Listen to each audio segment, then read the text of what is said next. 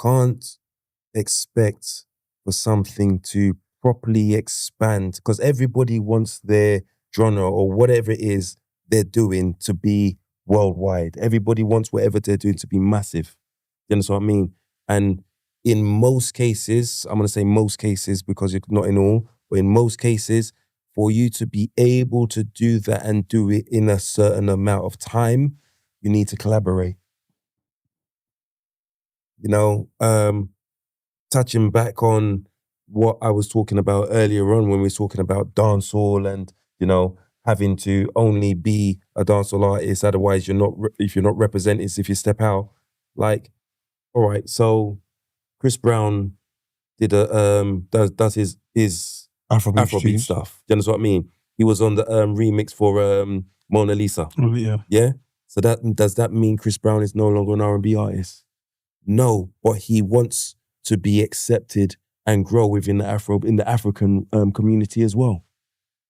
You understand what I mean? So in reality, for you to be able to do what you want to do, in most cases, you're not going to be able to do it just by being there. If you go, you have to go in there for it to happen. So should the doors be open for everyone to come in? Sorry, cut you again. DJ Khaled. DJ Khaled is very big within the Jamaican fraternity because he's come out there, gone yard, DJs in Jamaica, got dub plates, sound clash, everything. I don't know how big he's got on the sound clash, but the point is he's done all of that. But that's for him to spread all across the world. How's he going to do it without it? Now, him and Buju and Capo and all of them, tight. Yeah, man. Khalid and my brethren, and do you know what I mean? They shout him out. But sometimes you have to go into that section for you to be able to get the result that you want to get. Otherwise, it's not going to happen. But do you not, and I'm talking more on a cultural thing though, do you not risk losing your culture? So if I look at it like... That's why I said gift and a curse. Well, I think it was a couple years ago, we was talking about, was it Jerk Rice? Oh yeah. and how Jerk Rice had come. We were making joke about James, but at the same point of it, it opens the door of... There's even a Jollof one I saw recently. It opens the door of people now being able to come into that culture, but it dilutes that culture. Is that something we want to have happen though, or do we want to keep it? So when we're talking about those kind of things, right? We're not talking about stuff that has come out from us though. Those have come out from somewhere else that we don't even accept. But it's their marketing that makes it look like, all right, cool, yeah. Nothing dilutes. I mean, this is a madness because nothing dilutes the culture. At the end of the day, if you're now sitting there saying that a rap artist is going to do something inside of a reggae artist or a soca theme or whatever else, not what is it expanding what they're doing, or even just generally our cultural backgrounds is what I'm more looking at. It just expands it. I don't understand the problem. Like when you use the example of Chris Brown going on Afrobeats, that was great. Because all that did is it now made Afrobeats more aware to the other side, to the American side, and so on and so forth.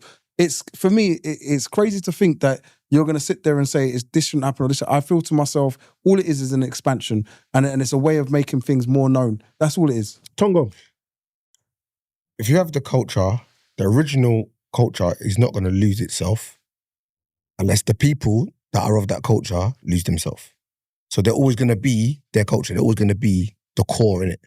They're going to be the nucleus. And then what they'll do is they'll, spread a little.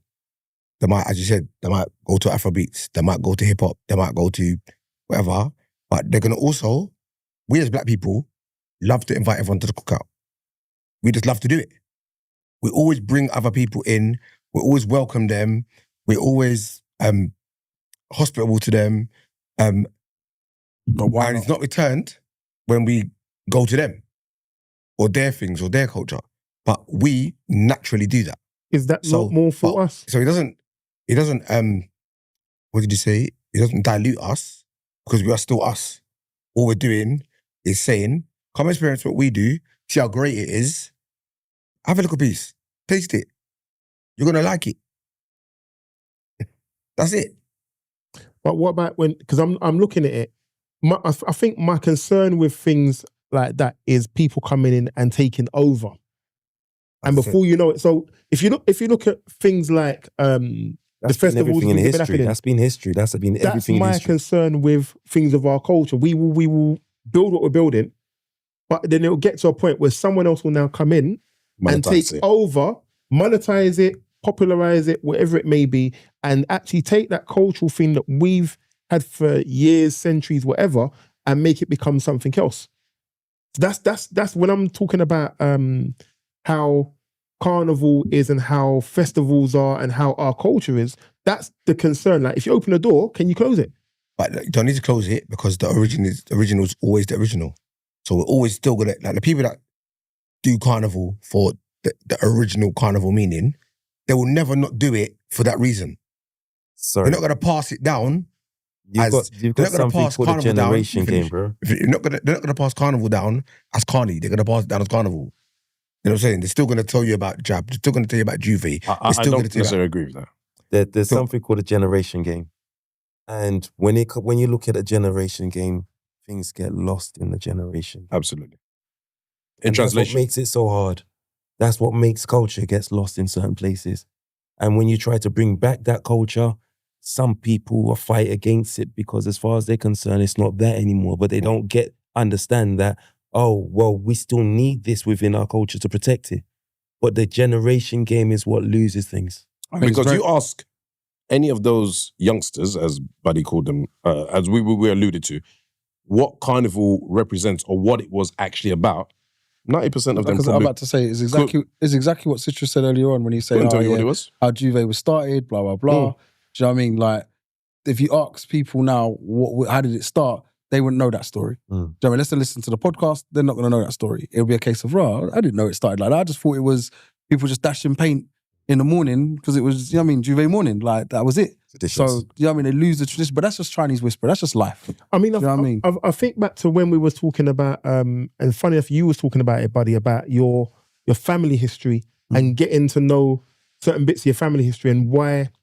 I think I can't remember if it was your grandmother or your great grandmother and trying to get the history, and one of your aunts who's getting the story from.